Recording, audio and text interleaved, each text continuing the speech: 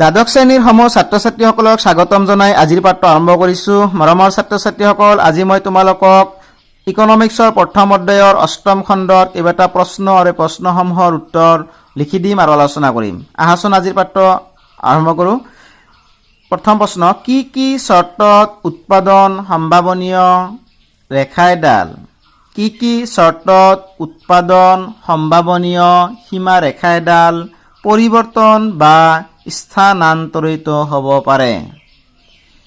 কি কি চৰ্তত উৎপাদন সম্ভাৱনীয় সীমাৰেখা এডাল পৰিৱৰ্তন বা স্থানান্তৰিত হ'ব পাৰে?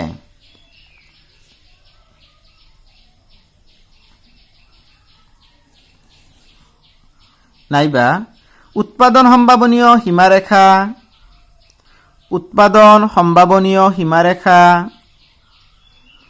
উৎপাদন সম্ভাৱনীয় সীমাৰেখা বাওঁফালৰ পৰা সোঁফাললৈ আৰু সোঁফালৰ পৰা বাওঁফাললৈ পৰিৱৰ্তন হোৱাৰ দুটা কাৰণ উল্লেখ কৰা। পৰিৱৰ্তন হোৱাৰ দুটা কাৰণ উল্লেখ কৰা। নাইবা উৎপাদন সম্ভাৱনীয় ৰেখাডাল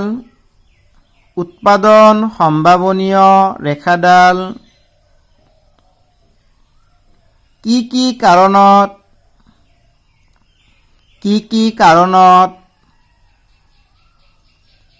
তলৰ পৰা ওপৰলৈ বা ওপৰৰ পৰা তললৈ স্থানান্তৰিত হ'ব পাৰে।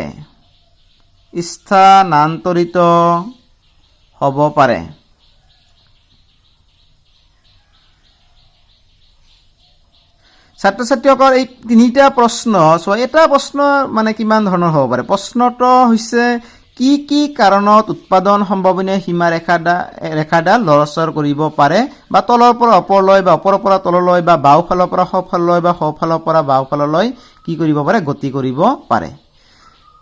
চোৱা, উৎপাদন সম্ভাৱনীয় ৰেখাডাল প্ৰধানকৈ দুটা কাৰণত স্থানান্তৰিত হ'ব পাৰে। লিখি লোৱা, উৎপাদন সম্ভাৱনীয় সীমাৰেখা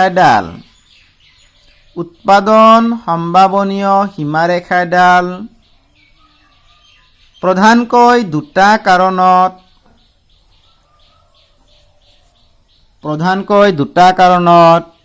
স্থানান্তৰিত হ'ব পাৰে। প্ৰধানকৈ দুটা কাৰণত পৰিৱৰ্তন হ'ব পাৰে।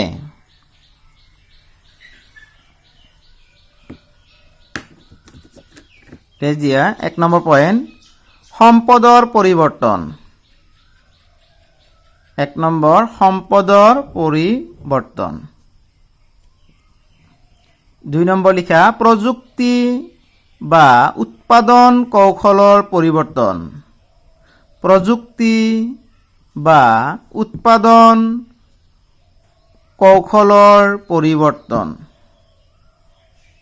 অৰ্থাৎ সম্পদৰ পৰিৱৰ্তন হ'লে সায়েন্স এণ্ড টেকনলজিৰ যদি পৰিৱৰ্তন হয়, নিশ্চয় উৎপাদন সম্ভাৱনীয় সীমাৰেখাডালৰ কি হ'ব? পৰিৱৰ্তন হ'ব বা শিফ্ট হ'ব বা স্থানান্তৰিত হ'ব। গতিকে উত্তৰ হ'ব সম্পদৰ পৰিৱৰ্তন। আৰু প্ৰযুক্তিবিদ্যাৰ পৰিৱৰ্তন হ'লে উৎপাদন সম্ভাৱনীয় সীমাৰেখাডাল কি হ'ব পাৰে? লৰচৰ কৰিব পাৰে বা তলৰ পৰা ওপৰলৈ গতি কৰিব পাৰে। এই দুটা পইণ্টৰ সহায়ত মই আৰু কেইটামান প্ৰশ্ন তোমালোকৰ মাজত আলোচনা কৰোঁ। নেক্সট প্ৰশ্ন লিখা, উৎপাদন সম্ভাৱনীয় সীমাৰেখাডাল কি চৰ্তত বা কি পৰিস্থিতিত সোঁফালে গতি কৰে?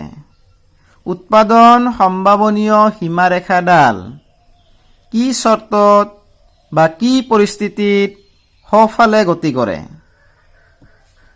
নাইবা উৎপাদন সম্ভাৱনীয় সীমাৰেখাডাল সোঁফালে বা ওপৰফালে গতি কৰিলে কি বুজায়?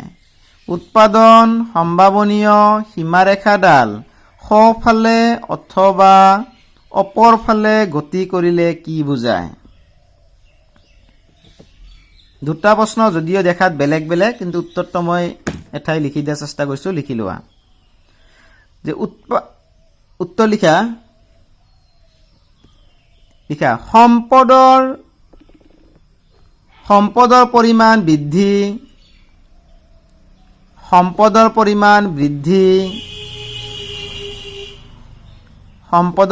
বৃদ্ধি আৰু প্ৰযুক্তিবিদ্যাৰ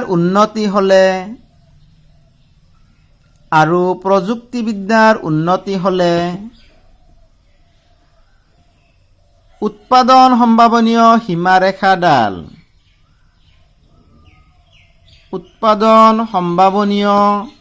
সীমাৰেখাডাল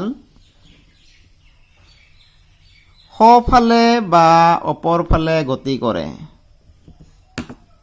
সোঁফালে বা অপৰফালে গতি কৰে। অৰ্থাৎ উৎপাদন সম্ভাৱনীয়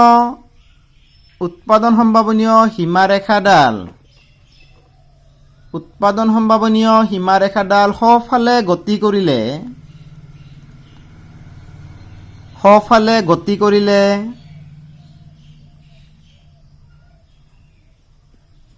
সম্পদ বৃদ্ধি আৰু প্ৰযুক্তিবিদ্যাৰ উন্নতি হোৱা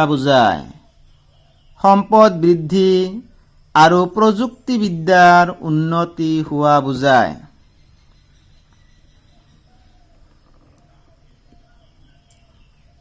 গতিকে 2টা পইণ্টৰ সহায়ত মই এইটো প্ৰশ্নৰ উত্তৰ লিখি দিলোঁ। আকৌ এই 2টা পইণ্টৰ সহায়ত বেলেগ প্ৰশ্ন লিখি লোৱা, সেইটো উত্তৰ মই লিখি দি আছোঁ। উৎপাদন সম্ভাৱনীয় সীমাৰেখাডাল কেতিয়া বাওঁফালে গতি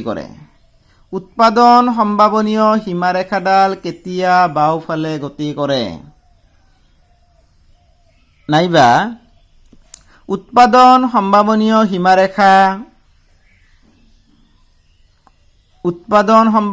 সীমাৰেখা বাওঁফাল বা তলফালে গতি কৰিলে কি বুজায়?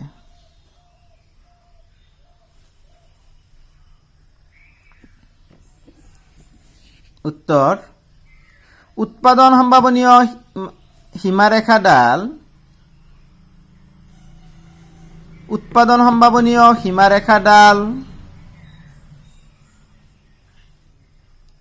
সম্পদৰ পৰিমাণ হ্ৰাস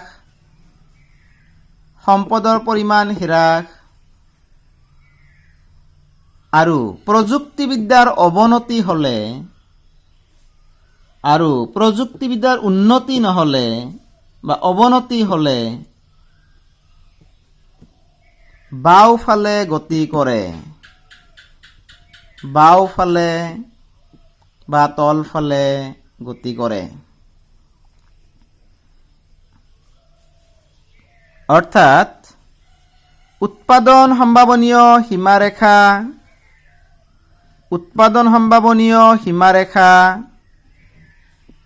বাওঁফাল বা তলফালে গতি কৰিলে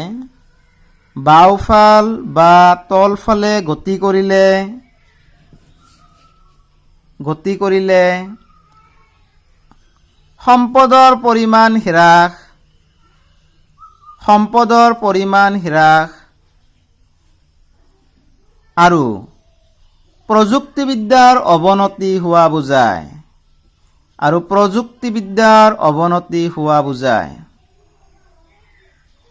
প্ৰযুক্তিবিদ্যাৰ অৱনতি হোৱা বুজায়। ছাত্ৰ-ছাত্ৰীসকল চোৱা, আজিৰ পাত্ৰ বিশেষ টান একো নাই, জাষ্ট জানি থবা এই উৎপাদন সম্ভাৱনীয় সীমাৰেখাডাল সদায় একে থাকে নে একে নাথাকে। কেতিয়াবা সম্পদ বাঢ়িবও পাৰে, সম্পদ কমিবও পাৰে। কেতিয়াবা ছায়েন্স টেকনলজি বা উৎপাদন কৌশল উন্নতি হ'ব পাৰে, উৎপাদন কৌশলৰ কি নহ'ব পাৰে, ইম্প্ৰুভমেণ্ট নহ'বও পাৰে। যদি সম্পদ বাঢ়ি যায় বা টেকনলজিৰ ইম্প্ৰুভমেণ্ট হয়, চোৱা যদি সম্পদ বাঢ়ি যায়, টেকনলজি যদি ইম্প্ৰুভমেণ্ট হয়, তেনেহ'লে উৎপাদন সীমাৰেখাডাল কোনফালে যায়? সোঁফালে গতি কৰে। চোৱা সোঁফালে। গতিকে সোঁফালে কেতিয়া গতি কৰিব?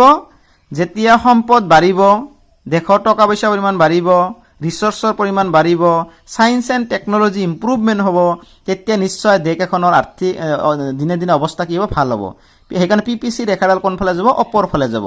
অপৰ ফালে যোৱা মানে হৈছে দেশ এখনৰ অৱস্থা ভাল হোৱা বুজায়, বেছি বস্তু উৎপাদন কৰাৰ ক্ষমতা থকাটো বুজায়।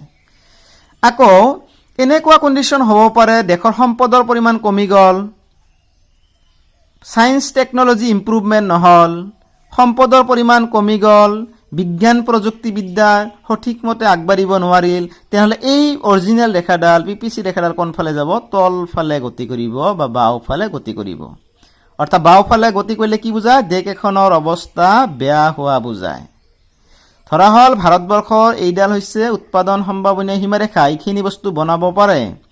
এই ভাৰতবৰ্ষৰ অৱস্থা দিনে দিনে ইম্প্ৰুভমেণ্ট হৈ আছে, সম্পদৰ পৰিমাণ বাঢ়ি আছে, ছায়েন্স টেকনলজি আগবাঢ়ি গৈ আছে, সেইকাৰণে ৰেখাডাল কোনফালে যাব, অপৰ ফালে যাব। কিন্তু এনেকুৱা হ'ল, ধৰা হ'ল ভাৰতবৰ্ষৰ অৱস্থা দিনে দিনে বেয়া হৈ আছে, সম্পদৰ পৰিমাণ কমি গ'ল, ছায়েন্স টেকনলজি আশানুযায়ী আগবাঢ়িব পৰা নাই, তেতিয়া কি হ'ব, দেশখনৰ উৎপাদন সম্ভাৱনীয় কেপাচিটিডাল কি হ'ব, ডাউন হ'ব, অৰ্থাৎ ৰেখাডাল তলফালে গতি কৰিব। সেইকাৰণে চোৱা, সম্পদৰ পৰিৱৰ্তন আৰু প্ৰযুক্তিবিদ্যাৰ পৰিৱৰ্তনৰ ওপৰত এই ৰেখাডাল নিৰ্ভৰ কৰে। যদি সকলোবিলাক ভালে হয় তেনেহ'লে ৰেখাডাল ওপৰ ফালে যায়, আৰু সম্পদৰ পৰিমাণ কমি গ'ল, প্ৰযুক্তিবিদ্যাৰ উন্নতি নহ'ল, তেনেহ'লে ৰেখাডাল কি হ'ব, তলফালে গতি কৰিব। তে ছাত্ৰ ছাত্ৰীসকল, আজিৰ খণ্ডটো ইমানতে সামৰিছোঁ। অহা খণ্ডত আকৌ লগ পাম। ধন্যবাদ।